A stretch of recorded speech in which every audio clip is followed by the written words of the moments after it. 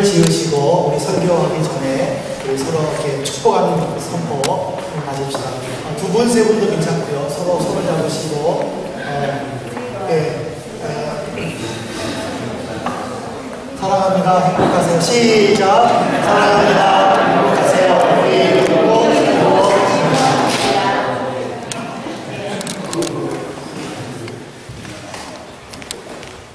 오늘 말씀을 통해서 하나님께서 우리의 마음을 어루만져 주시고 또 우리와 함께 하심을 같이 나누는 귀한 시간이 되기를 바랍니다. 우리 교회, 한국교회에서는요, 한동안 내려놓음 또는 더 내려놓음이라는 말이 열풍이 여기 있습니다. 그래서 예배 시간이나 또는 개인적으로 기도할 때나 또는 개인적으로 성경 공부할 때에도 이 내려놓음이나 또 더 내려놓음이라는 용어를 사용을 참 많이 했었습니다. 저는 여기에 대해서 어떤 그런 비판적인 생각은 없지만, 그러나 내 관점이 아니라 하나님의 관점에서 과연 이것이 맞는 말인가를 저는 스스로 한번 묵상을 해봤습니다. 왜냐하면 이 내려놓음이라는 이 사전적 의미를 보면은 위에 있는 것을 내려서 아래에 끌어놓는 것이 바로 내려놓음입니다. 근데 여기에는 의지적인 행동이 포함이 되어 있습니다. 그러니까 위에 있는 것을 끌어다가 아래에 놓는 것, 이것이 내려놓음인데, 물론 하나님 앞에 내려놓는다는 것을 할 때는 굉장히 좋습니다. 내 행동이 하나님 앞에 내려놓기 때문에. 근데 거기에는 내가 영적으로 충만하고 믿음이 충만할 때에 위에 있는 것을 내려서 하나님 앞에 내려놓는 것은 참 좋은데, 우리는 가끔 영적으로 갈등을 일으킬 때가 있고 또 성경에 민감하지 못할 때가 있을 때는 그 내려놓는 것이 다시 한번 생각해보게 되는 거예요. 그때 내가 왜 이렇게 말을 했었을까 하고 자기 스스로를 자책할 때도 있고 후회할 때도 있다는 뜻입니다. 왜 그런지 아십니까? 여러분들 전도서를 보십시오. 전도서 5장 6절에 보면, 마이크를 조금 내려주세요.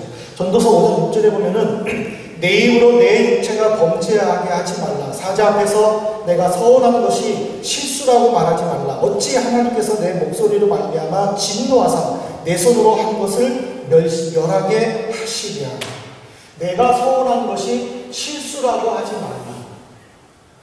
내가 영적으로 충만할 때에 하나님 앞에 이렇게 이야기를 하고, 하나님 어떤 사모함이 있었을 때에 응답되면 이렇게 하겠습니다 하고 하나님 앞에 이야기를 하지만, 그것이 응답이 되고 그것이 해결됐었을 때는 순간적으로 이성적인 생각으로 돌아와서 내가 왜 그때 이걸 했었을까 한다고 스스로 자책을 한다면, 그 자체가 하나님 앞에서 죄를 범한다는 것이고, 내가 하나님 앞에 의지적인 행동으로서 내려놓았다는 그 자체가 하나님 앞에 올바르지 못했다는 것을 보여주고 있습니다.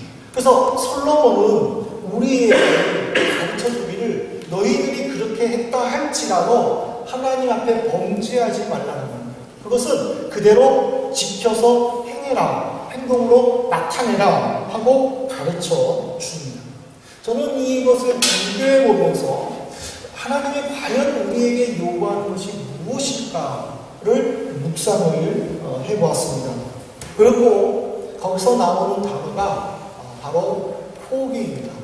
이 포기라는 것은 사전적인 의미를 보면 자기의 권리나 자격을 내버려서 쓰지 않는 것. 그래서 여기에는 의지적인 행동이 아니라 의지적인 결단이 포함이 되어 있습니다. 내가 할 수 있어요. 나는 모든 것을 누릴 수가 있어요. 나는 모든 것을 할 수가 있어요. 그러나 그것이 하나님이 원하지 않는다면 나는 하지 않겠다라는 그런 의지적인 결단입니다. 제가 왜 이 포기라는 단어를 사용했느냐, 바로 오늘 본문에 그 내용이 잘 나와 있습니다. 오늘 우리가 함께 읽었던 이 마태복음 19장의 내용은 누가복음과 마가복음에도 다 나옵니다. 이거를 조금씩 틀리지만 이 공간복음을 잘 종합을 해서 여러분들께 말씀을 드린다면 이와 같습니다. 어떤 유대인 청년이 있었습니다. 이 청년의 직업은 공무원이었습니다. 배암터였습니다. 근데 그는 부자였습니다. 그래서 마음껏 누리면서 살았습니다. 근데 그 청년에게는 한 가지 문제가 해결하지 못한 문제가 있는데 그것은 구원, 즉 영생입니다. 내가 어떻게 하면 하나님 앞에 구원을 받을까? 내가 어떻게 하면 천국에 갈까? 이것이 그 청년의 문제였습니다. 그는 그 문제를 상담하기 위해 랍비도 찾아갔습니다. 그는 그 문제를 해결하기 위해 여러 가지 방법으로 힘을 쓰고 애를 썼었습니다. 근데 그에게는 마땅한 답이 없었습니다. 근데 어느 날 자기가 살고 있는 곳으로 예수님이 지나가신다는 소식을 들었습니다. 그는 공무원의 신분이었음에도 불구하고 예수님을 만나기 위해 찾아갔습니다. 그리고 예수님을 보자마자 선한 선생님이여 하고 외쳤습니다. 이 청년이 외친 선한 선생님에 대해서 마태복음에는 선생님으로 되어 있고 마가복음과 누가복음에는 선한 선생님으로 되어 있습니다. 왜 그러냐면 마태복음은 유대인들을 위해서 마태가 기록을 했습니다. 유대인들의 생각은 선하다라는 말은 사람에게 써서는 안 된다라는 생각들을 가지고 있었습니다. 절대적인 선은 오직 하나님. 그러므로 사람에게는 선하다는 말을 쓰면 안 된다라고 생각을 했기 때문에 마태는 유대인들을 향하여 예수님을 소개했기 때문에 선하다라는 말을 빼버렸습니다. 그러나 이방인과 헬라인에게 복음을 전하기 위해서 쓴 마가복음과 누가복음에는 그들의 입장에서 예수님을 선한 선생님으로 소개를 했고 그래서 청년이 외친 그 말을 그대로 기록을 했습니다. 어쨌든 유대인이 자기 유대인에게 선하다라는 표현을 쓰면 안 됨에도 불구하고 이 청년이 예수님을 향하여 선한 선생님이라고 하는 것은 그에게 있어서 예수님은 인정을 했고 그에게 최고의 찬사를 보낸 청년의 모습입니다. 근데 그 말을 들은 예수님은 오히려 유대인적인 입장에서 이 청년을 책망을 합니다. 어떻게 선하신 분은 오직 하나님인데 나에게 선하다는 말을 할 수 있느냐라고 책망을 하십니다. 그것은 자기를 찾아온 그 청년의 고민이 그 본인에게 있다는 것을 암시하는 문장입니다. 근데 이제 예수님은 그 공무원과 이야기를 합니다. 그러면은 당신이 정말 구원을 얻고 싶으면 제일 먼저 율법을 지키십시오. 율법이 뭡니까? 살인하지 말라, 부모를 공경하라, 이런 모든 것들을 제시를 해줍니다. 청년은 자신있게 나는 이미 어렸을 때부터 다 지켰습니다 라고 이야기를 합니다. 이것은 자기를 나타내는 것이 아니라 실질적인 삶의 모습이었는데 요한일서 3장 21절에 보면 사도 요한은 성도들에게 사랑하는 자들아 만일 우리 마음이 책망할 것이 없으면 하나님 앞에서 담대함을 얻는다. 책망할 것이 없으면 담대함을 얻는다라는 이 말은 우리는 죄인이고 우리는 부족하지만 말씀 앞에 조금도 부족함이 없는 삶을 살았다면 언제든지 하나님 앞에서 담대함을 가질 수 있다라는 것을 우리에게 가르쳐 주고 있습니다. 그 청년은 떳떳했습니다. 저는 다 지켜 해갔기 때문에 책망을 받을 것이 없습니다 하고 떳떳했습니다. 그때 예수님은 그 청년을 향해서 그런데 당신은 하나 부족한 것이 있습니다 라고 이야기를 합니다. 그러면서 이 마가복음 10장 21절에 보면은 내게 있는 것을 다 팔아 가난한 자들에게 주라. 내게 있는 것을 다 팔아. 이 다 팔아 이 말은 포기하라는 의미를 가지고 있습니다. 그 청년은 포기하라는 예수님의 말에 자기는 가지고 있는 것이 많이 있었기 때문에 근심하게 갔다라고 우리 성경에는 되어 있는데 독일어 성경에는 무르데 에어 트라우리 슬퍼하였다라고 성경에 기록이 되어 있습니다. 이후에 이 청년은 예수님을 다시 만났다라는 기록이 없습니다. 결국 이 젊은 유대인 청년은 구원을 위하여 고민했지만은 예수님으로부터 포기하라는 이 말에 그는 다시는 예수님을 찾아오지 않았다. 포기는 참 어렵습니다. 내 의지적으로 어떤 행동을 한다 할지라도 그 의지적 행동에 결단이 되어 나타나지 않는다면 굉장히 어렵다는 것을 우리에게 가르쳐주고 있습니다. 하지만 주님께서는 우리의 요구나 권리를 내려놓고 포기하고 온전히 주님만 의지하기를 원한다는 것을 가르쳐 주고 있습니다. 그럴 때 오늘 보면은요, 21절에 보십시오. 하늘에서 보화가 내게 있으리라. 포기했지만은 그 포기가 하늘나라에서 큰 상급으로 나타난다는 것을 우리에게 약속을 해주셨습니다. 저는 특히 성경을 읽어나가면서 성경에 보면은 하나님께서 두 사람에게 포기할 것을 요구하시는 내용을 저는 발견을 했습니다. 여러분들께서 성경을 읽어보시면서 한번 포기를 요구했던 사람이 누군가를 한번 찾아보십시오. 저는 두 사람을 발견을 했는데 첫 번째 사람은 구약시대 때의 아브라함이었습니다. 창세기 22장 2절에 보면은 여호와께서 아브라함에게 내 아들 내 사랑하는 독자 이삭을 데리고 모리아 땅으로 가서 내가 내게 일러준 한 산 거기서 그를 번제로 드려라. 죽여라라는 뜻입니다. 포기하라라는 뜻입니다. 아브라함에게 있어서 이삭은 누구였습니까? 하나님도 인정해 주셨습니다. 내 사랑하는 독자. 아브라함은 아이가 없었습니다. 딸도 그렇고 아이가 없었습니다. 근데 나이는 점점 들어가고 그래서 자기의 종으로 있었던 엘리에셀을 보고 내가 이 사람을 내 후계자로 삼아야 되겠다 하고 생각을 했었습니다. 그러나 하나님은 그 아브라함의 요구를 거절을 하셨습니다. 그리고 사라를 통해서 하갈과 관계를 맺고 아이를 낳고 이름을 이스마엘이라고 했습니다.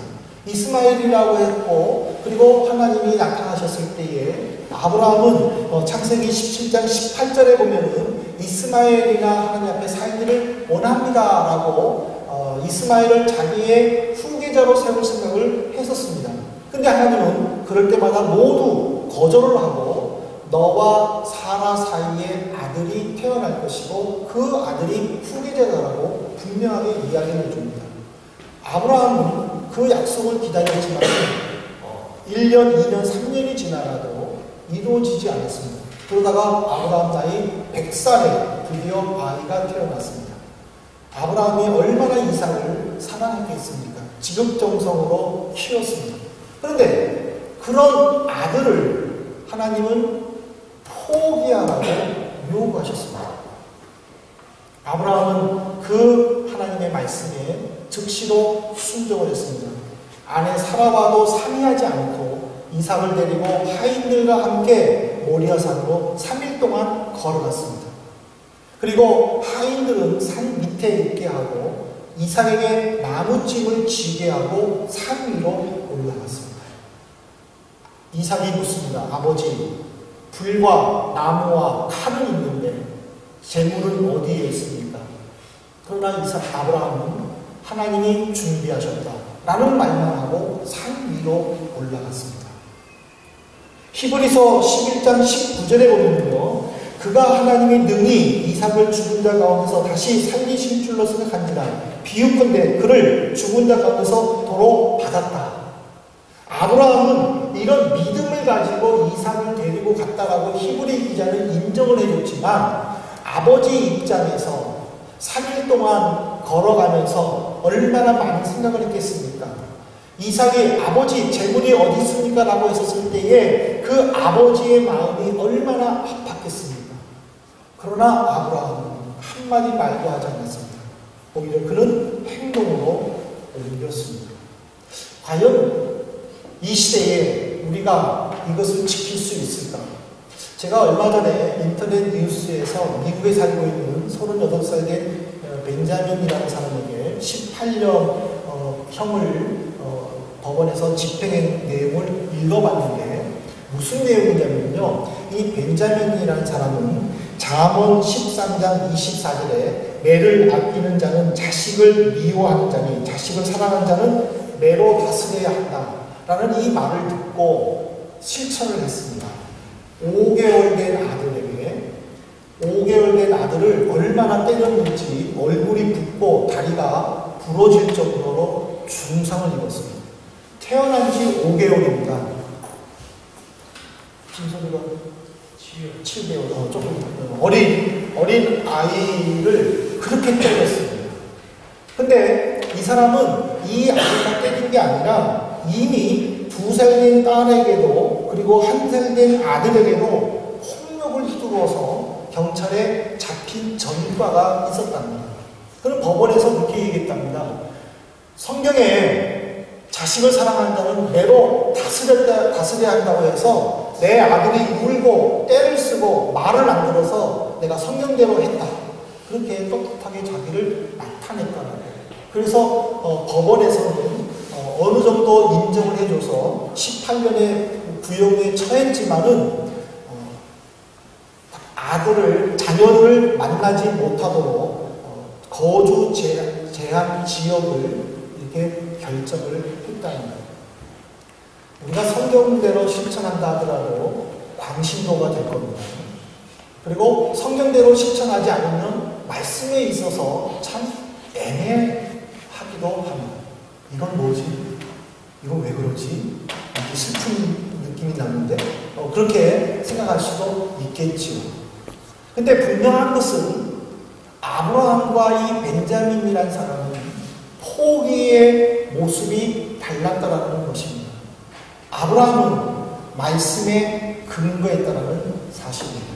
하나님은 말씀에 순종하는 아브라함에게 숫풀에 걸린 숫양을 주었고 아브라함은 이삭과 함께 그 양을 잡아서 하나님께 제사를 드렸습니다.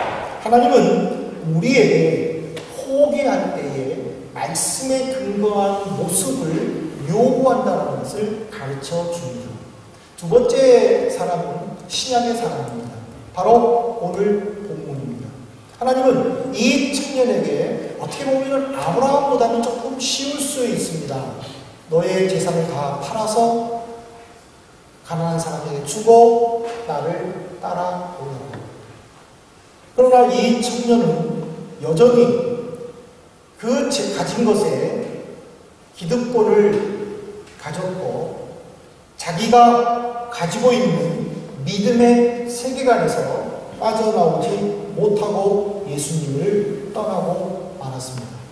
그 길을 돌아서 가고 있는 그 청년을 향하여 예수님은 마태복음 19장 24절 오늘의 본문에 보면 낙타가 바늘 구멍으로 들어가는 것이 부자가 하나님의 나라에 들어가는 것보다 쉽다는 말을 합니다. 근데 어떤 예수 믿지 않는 사람들은 이 부분을 잘못된 해석이다라고 이야기를 합니다. 이거는 필사자들이 잘못 받아 적은 것이다. 아람어에서는 이 점 하나, 콤마 하나로 그 의미가 해석을 하면은 완전히 바뀌어지는데 예수님은 분명히 굵은 밧줄이라고 이야기를 하셨는데 서기관들이 아람어를 어려운 히브리 말을 적을 때에 잘못 콤마를 빼므로 말미암아 의미가 바뀌어졌다라고 해석을 합니다. 이것이 과연 맞느냐? 이것이 과연 틀리냐? 그것을 우리는 여기서 따지려고 하지는 않습니다. 왜냐하면 그것은 이미 믿지 않는 자들과 믿는 자들의 기본 바탕이 틀리기 때문입니다. 우리 믿는 자들은 예수님에게는 불가능이 없다라는 사실입니다. 믿지 않는 사람들은 이성적으로 받아들이기 위해서는 자기가 알고 있어야 되고 자기가 생각하기 쉽게 해석을 해야 되기 때문에 이건 틀릴 수도 있다라고 말도 안 되는 소리다라고 말하면서 이거는 좁은 문이지 어떻게 바늘구멍이 되겠느냐 아니냐 라고 해석하는 사람도 있을 수 있습니다. 그러나 예수님 앞에서는 모든 것이 불가능하다, 사람들이 말한다 할지라도 가능하다는 것을 우리에게 보여주시는 것이 예수님이십니다. 장님을 눈을 뜨게 하고 38년 된 병자의 손을 고쳐주고 죽은 사람을 살린 것은 인간에게는 불가능하지만 예수님께는 모든 것이 가능하다는 것을 가르쳐주고 있습니다. 우리는 이 문장에서 예수님은 부자를 싫어하신다 생각해서는 안 됩니다. 여러분들, 제가 질문을 한번 해드리겠습니다. 예수님은 정말 부자를 싫어하셨습니까? 모르시겠습니까?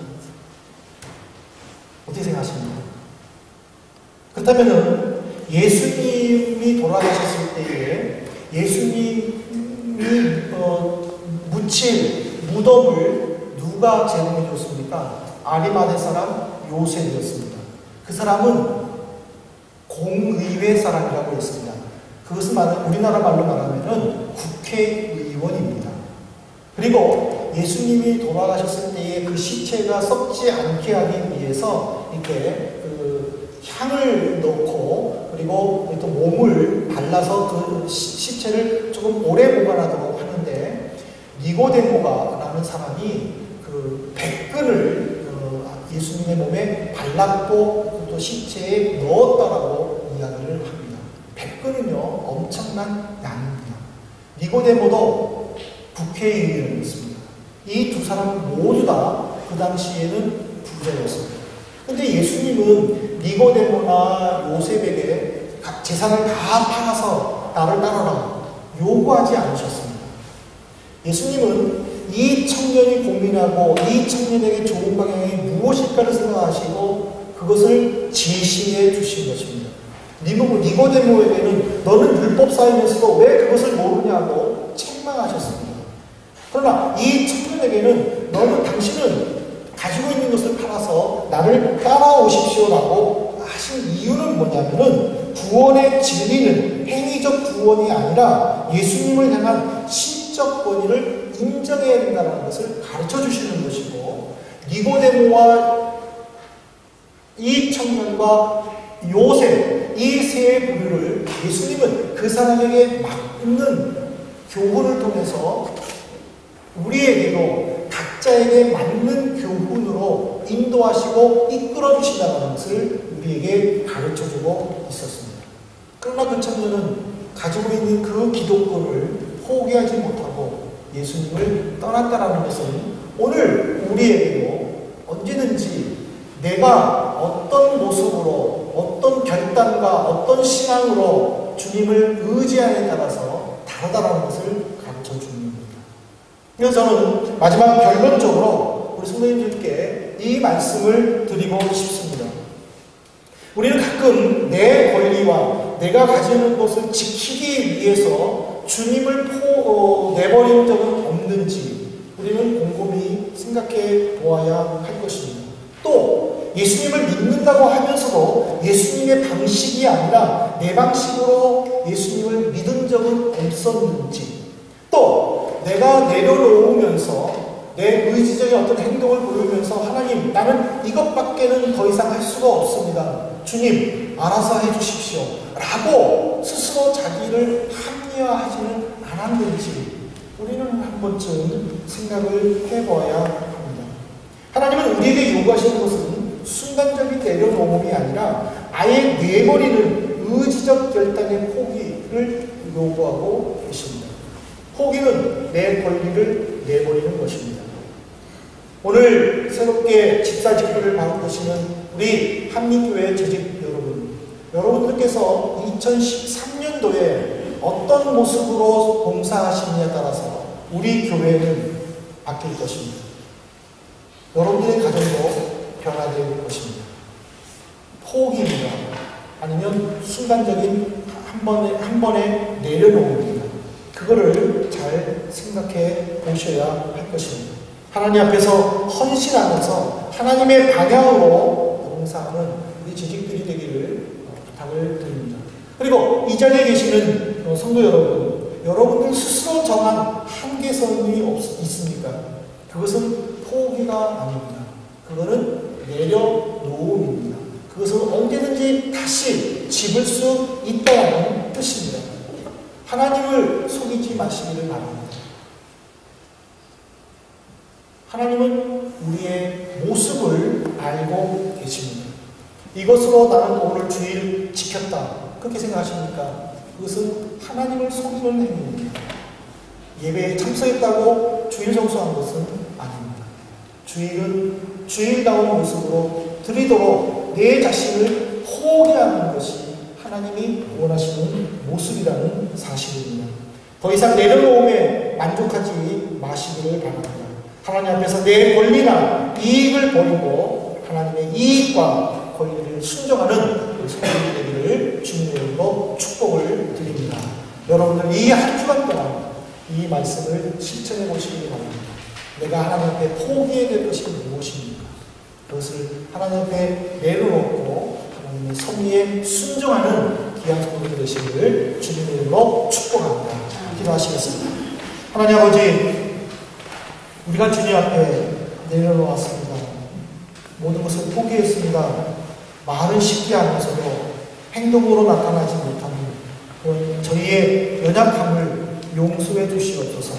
이제는 우리가 주님 앞에 포기하게 하시고 내 권리를 내세우지 않고 하나님의 권리를 내세우고 하나님의 섭리에 내가 쓰임받고 하나님의 은혜 가운데 나를 통하여 복음이 증거되도록 인도하여 주옵소서. 오늘 이 말씀으로 한 주간 생활할 때에도 함께 하시고 무엇보다 새롭게 직분을 받는 우리 모든 지직들에게 큰 은혜 주시고 또 가정의 복을 채워주셔서 주님을 위해 헌신하고 또 주님을 위해 충성할 때에 부족함이 없도록 인도해 주옵소서. 예수 그리스도 이름으로 기도 올리옵나이다. 아멘.